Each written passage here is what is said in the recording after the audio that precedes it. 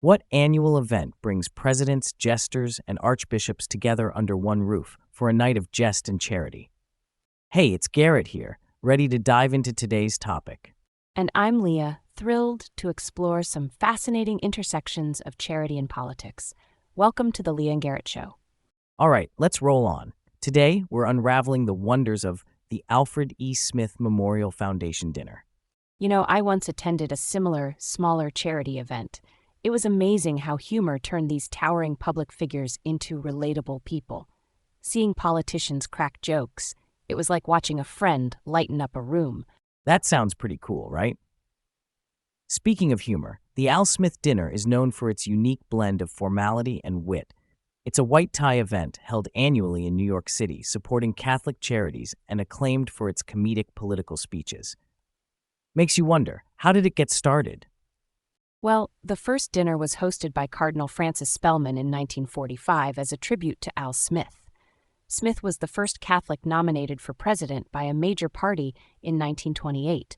Although he didn't win, he broke significant religious barriers in U.S. politics. Yeah, Al Smith's legacy really paved the way for future leaders. Fast forward to now, this dinner has become such a political tradition.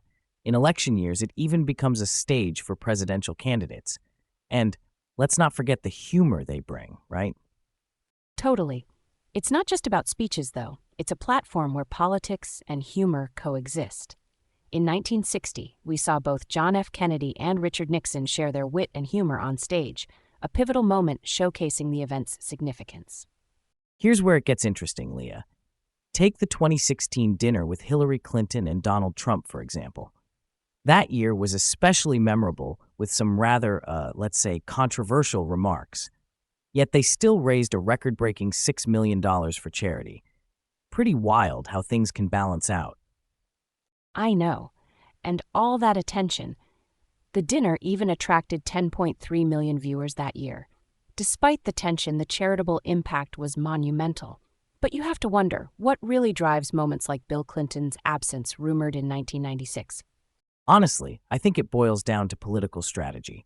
But it's worth considering some deeper elements. Was it just scheduling, or were religious stances making waves beneath the surface? Yeah, the friction between political ideologies and religious beliefs sometimes creates ripples bigger than we think. Did politics overrule principle? It's a puzzle that challenges us to look past the obvious, right? All right, let's keep moving. There's this episode of The West Wing titled The Al Smith Dinner.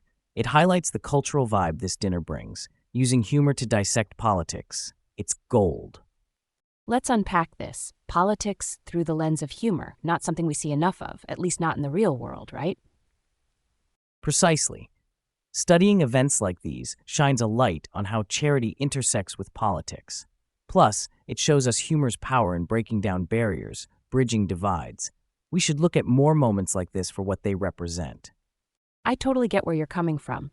It's these moments of unity, of humanity, that teach us to see leaders as individuals working towards common good.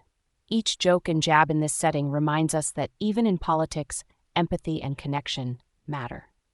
Keep exploring the world with empathy. You know, I've been dreaming about hosting the dinner one day. Can you imagine? Me cracking jokes with presidents and dignitaries.